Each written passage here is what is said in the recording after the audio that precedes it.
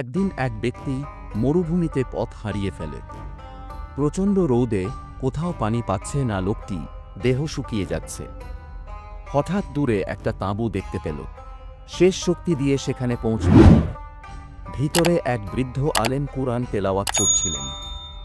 লোকটি কাঁপা কাঁপা কণ্ঠে বলল, দয়া করে একটু পানি দিন।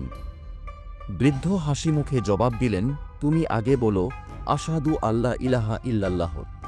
লোকটি রেগে গেল, আমি পানি চাই, ধর্ম নয়। বৃদ্ধ শান্তভাবে বললেন, পানি আমার হাতে নয়, রবের হাতে। লোকটি রাগ করে তাঁবু ছেড়ে চলে যায়।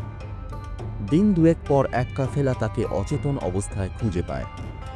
যখন তার জ্ঞান ফেরে, চোখে পানি, মুখে প্রথম কথা, আশহাদু আল্লা ইলাহা ইল্লাল্লাহ। হিদায়াত কখন আসে তা আমরা জানি না, তবে দাওয়াত দেওয়া থামানো যাবে না।